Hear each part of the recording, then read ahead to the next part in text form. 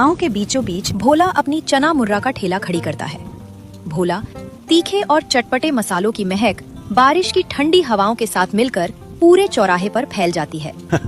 आइए आइए, आज तो मौसम ने पूरी तरह साथ दिया है। ऐसी ठंडी बारिश में अगर मेरा तीखा चना मुर्रा ना मिले तो दिन अधूरा रह जाए। भोला भाई, एक प्लेट लगाओ, लेकिन इस बार मिर्च थोड़ी कम रखना, वरना मेरी पत्नी मुझे घर में घुसने नहीं देगी।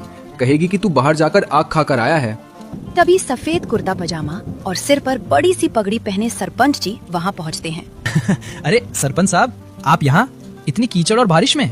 आप जैसे बड़े आदमी को तो घर पर बैठकर पकौड़े खाने चाहिए, सड़क किनारे चना मुर्रा खाना शोभा नहीं देता। अरे चुप कर बदमाश, घर पर पकौड़े मिलेंगे तो क्या फायदा। मेरी पत्नी ने तो आज रसोई की हड़ताल कर दी है। कह रही थी कि अगर आज पकौड़े बनाए तो उनकी हाथों की मेहंदी और चेहरे का मेकअप खराब हो जाएगा। अब तुम ही बताओ, मैं अपनी पत्नी की नाराजगी झेलूं या भोला के चना मुर्रा का स्वाद छोड़ूं?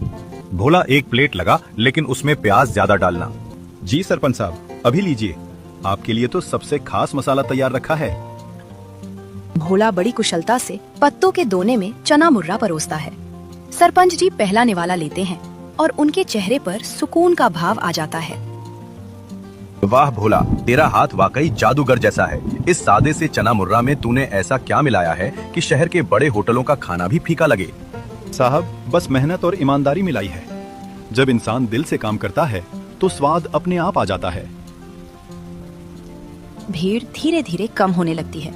भोला आज भी उसी पुराने ठेले के साथ बरगद के पेड़ के नीचे खड़ा है। गांव के लोग फिर से जमा हैं।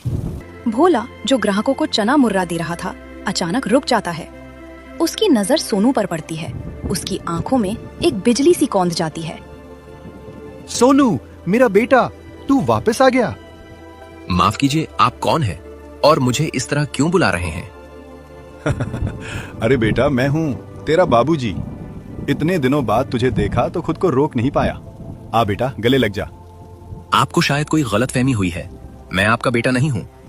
हे भगवान, ये मेरा ही बेटा है, फिर भी मुझे अपना मानने से क्यों इनकार कर रहा है?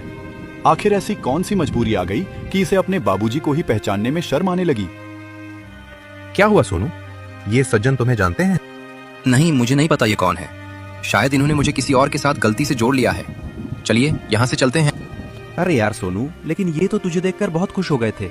ऐसा लग रहा था जैसे बरसों बाद किसी अपने से मिले हों। कोई बात नहीं, अगर मेरा बेटा अपने दोस्तों के सामने मुझे पहचानना नहीं चाहता तो मैं भी उसे किसी परेशानी में नहीं डालूंगा। भोला का दिल टूट जाता है, लेकिन वह अपनी तकलीफ को छुपाने की कोशिश करता है और एक फीकी मुस्कान लाने की कोशिश करता है।